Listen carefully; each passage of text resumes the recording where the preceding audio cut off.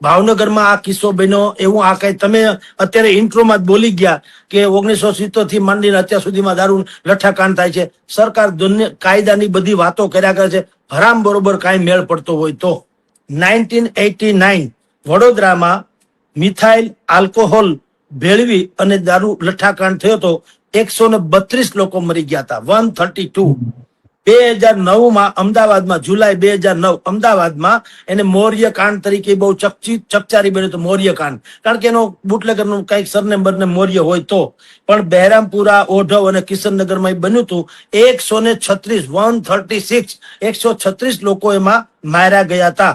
ત્યારે સરકાર પાછી સફાળી કહેવાતી સરકાર સફાળી જાગીને શું કર્યું, એને જે આપણો જે કાયદો છે પ્રોહિબિશનનો એટલે કે દારૂબંધી વિશેનો જે કાયદો છે એમાં થોડોક સુધારો કરીને શું કર્યું કે હવે પછી કોઈ માણસ આવા દારૂબારૂના ડિંડકમાં પકડાય, બોમ્બે પ્રોહિબિશન ગુજરાત સુધારા વિધેયક એક્ટ એમ કરીને શું કીધું, ડેથ પેનલ્ટી. હવે જો કોઈ બુટલેગર આલ્કોહોલિક એટલે કે ભયંકર ઝેરી દારૂ બનાવે જેનાથી બીજા લોકોનો જીવ હણાઈ જાય તો જે તે એમાં જવાબદાર બુટલેગર હોય એને ફાંસીની સજા આપવી. આવો કાયદો 2009 જુલાઈમાં અમદાવાદના લઠ્ઠાકાંડ પછી સરકારે કર્યો હતો. આજ સુધી હરામ બરોબર છે કોઈને કઈ વાળે વાકો થયો હોય તો. 2022 જુલાઈમાં આપણે બોટાદ ને જ્યાં બરવાળા એનો જે લઠ્ઠાકાંડ થયો હતો એમાં 42 જણા મરી ગયા, 97 લોકો ગંભીર થયા હતા. એ ગંભીરમાંથી પણ અત્યારે આપણી ફિગર નથી કે કેટલા બચી ગયા કેટલા હોમાઈ ગયા, કે એમાં સોલ્વન્ટ મિથેનોલ જે છે એ નાખીને દારૂ બનાવ્યો હતો. હવે હું તમને કહું, એકાદ થાય ને તો માણસ ભૂલ ગણાય, બીજી વખતે માણસ એમ ચાલો થાપ ખાઈ ગયા, પણ વારંવાર લઠ્ઠાકાંડ થાય છે તો પીનારામાં અક્કલનો છાંટો ન હોય કે ભાઈ આમાં મોતના દી છે, તંત્રની ઉપર ગાળાગાળી કરવાથી આપણે બચશું નહીં, એટલે આપણે આનાથી છેટા રહેવું જોઈએ.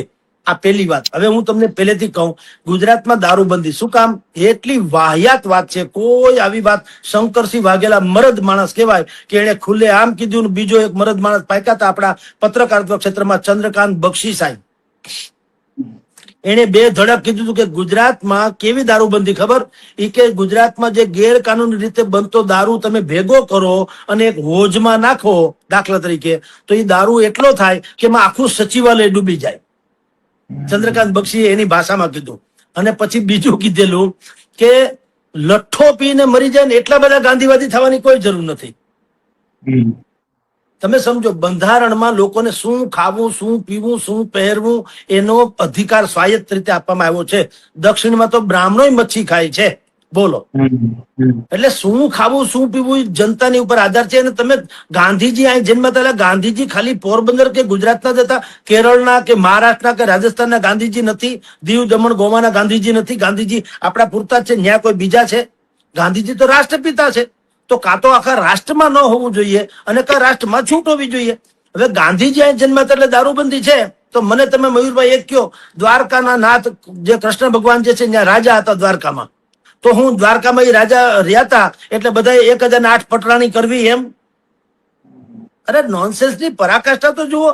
આવું તો હોતું છે કે ગાંધીજી જન્માતા તો ઠીક છે, પણ તમારામાં નૈતિકતા એવી પ્રગટ કરો કે તમે કોઈ દિવસ, આપણે કાં મંદિરમાં જઈને કોઈ બીડી પીવે છે? કોઈ ચપ્પલ હોતો ગર્ભગૃહમાં ગરી ગયો સાંભળ્યું? કોઈએ માને પોતાની બાપની બાયડી કીધું? નથી કીધું. બધા શું કે મારી માં છે, મારી બા છે, મમ્મી છે. કોઈએ કીધું કે અમારા ડેડીની વાઈફ છે એવું બોલ્યા? કોઈ નહીં. શું કામ? નૈતિકતા જ એવી આપણને સંસ્કારમાં કે આપણે ડીએનએ માં કે આપણા સંસ્કારમાં જ એવું આપવામાં આવ્યું છે કે અમુક વસ્તુ અમુક રીતે જ બોલાય. એમ તમે સરકારે કરવું શું જોઈએ? દારૂ બંધી નહીં, દારૂ છૂટી કાયદેસર, પણ પ્રચાર એવો કરવો જોઈએ સારા માણસો થ્રુ કે લોકો બને ત્યાં સુધી પીવે જ નહીં. અને પીવે કદાચિત તો જેમ પરદેશમાં ને બીજા રાજ્યોમાં આપણે છૂટ છે, ત્યાં કેદી આવું થાય છે? મને કયો દારૂ પીને કોઈ મરી ગયું સાંભળ્યું છે? મહારાષ્ટ્રમાં છૂટ છે, રાજસ્થાનમાં છૂટ છે, મધ્યપ્રદેશમાં છૂટ છે, બીજે બધા આખા દેશમાં છૂટ છે. આપણે બિહારમાં એક ટ્રાય કરી હતી નીતિશ કુમારે થોડોક સમય દારૂબંધીની, પછી પાછો ન્યાય ડખો થયો તો હો હા થઈ મચી હતી. તો દારૂબંધી જ્યાં નથી ત્યાં તો પછી રાફડા ફાટવા જોઈએ ને મરવા વાળાના. રોજ 200 માણસ મરવું જોઈએ ને? કોઈ ભોજ્યો ભાઈ મરતું નથી. શું કામ? છૂટ છે. અહીંયા આપણને જેમ લસ્સીની છૂટ છે તો તમે મેં કોઈ ઘડો એક લસ્સી પી ગયા એવું સાંભળ્યું? કે હા લસ્સીની છૂટ છે ને હાલો એક ઘડો પી લઈએ. ભાઈ તમારામાં જેવી આ કોઠામાં ત્રેવડ હોય એટલી તમે પીવાના. છૂટ છે એટલે, છૂટ ન હોય તો ડખો થાય. બરાબર? એમ દારૂબંધીની છૂટ હોય, ભલે આ કડવું ખરાબ સમાજ લોકો ટીકા કરે, તમે તો સંસાર કોકના ઉજેડી નાખવાની વાત કરો છો. આ ઉજેડાઈ ગયા, હાલો બંધી હતી ને ઉજેડાઈ ગયા, હાલો એનો કોણ જવાબદાર મને કયો? હાલો દારૂબંધી મુબારક છે તમને બધાને, પણ આ જે 7 જણા કે 9 જણા જે ઓફ થઈ ગયા ભાવનગરમાં, એની જવાબદારી કોણ લેશે? અને માની લો કે 2 ઘડી તમે કહો તંત્ર જવાબદારી લેશે, તંત્ર ડિસમિસ કરે કે સસ્પેન્ડ કરે કે બદલી કરે, તમારા જે ગુમાવ્યા છે એ લોકો જીવતા થવાના છે નહીં. એટલે હું આપને કહું, આપણે ત્યાં દારૂબંધી નકલી, બોગસ, ખોટી છે. અને એ દારૂબંધી હટાવવા જે છે ને, અમુક પેગની હિંમત જોઈએ. અમુક પેગ પીધા પછી જે રીતે લોકોને કઈક ચડી જાય ને, એટલી હિંમત જોઈએ દારૂબંધી હટાવવા. પણ મતનો ડખો છે. વખત છે ને કોક એવો પ્રચાર કરે તો જે લોકો દારૂબંધીનો વિરુદ્ધની વાત, સરકારની વિરુદ્ધની હો, સરકાર જયારે થોડુંક અહીંયા જો ગિફ્ટ સિટી આપણે છે ગાંધીનગરમાં, ગિફ્ટ સિટીમાં દારૂની છૂટ આપી તો કેટલાક લોકોએ વિરોધ કર્યો, બોલકા લોકોએ, વિપક્ષના ખાસ કરીને. તમારી જાણ જેટલો વિરોધ કરે છે ને બધા પાસે દારૂની પાછી પરમિટ હોય, મોટા ભાગના પાસે. બોલો, એ બધા વિરોધ કરે, ગાંધીના ગુજરાતમાં દારૂ. એટલે તમે તો ભલામણા હાવ રાખો તો સારી વાત છે. એટલે સત્ય વાત તો એ છે કે લોકોને શું છે, દરેક બાબતમાં સરકાર ઉપર કે બીજા ઉપર ખાલી ઢોળી દેવો છે કળશ, પણ એનાથી તમારું દળદળ ફીટવાનું નથી. એટલે ગુજરાતમાં એક તો દારૂબંધી જે છે એ ખોટી છે, જેવી છે એવી ખોટી છે. હોય તો ઝડપે સલાહ મળવી જોઈએ, એમાં એક ટીપું ન મળતું હોય તો ધન્ય હો તમને, તો કઈ વાંધો નથી. અને જનતાને સમજાવો બી ખરા કે ભાઈ દારૂ પીવાથી લીવરથી માંડીને શું ખરાબ થાય, ફેફસા ફલાણું, તમારો સંસાર ઉજળી જાય, તમે બધા એ બધું સમજાવીને લોકો સ્વયંભૂ એમ માને કે ભાઈ હા હકીકત છે દારૂ આપણે પીવાય નહીં, તો કઈ વાંધો નથી. આ પેટ્રોલ કાં કોઈ પી જાય છે, ડીઝલ પી જાય છે, છૂટ જ છે ને. આમ તો એમાં ક્યાં કઈ વાંધો છે? તમારા ડેકીમાંથી તમે પી શકો કે ન પી? કાં નથી કોઈ પીતા, ખબર છે મોતના જ્યાં ના પીવાય. એમ સરકારે વ્યવસ્થા એવી કરવી છે. અને ઉચ્ચ ક્વોલિટીનો દારૂ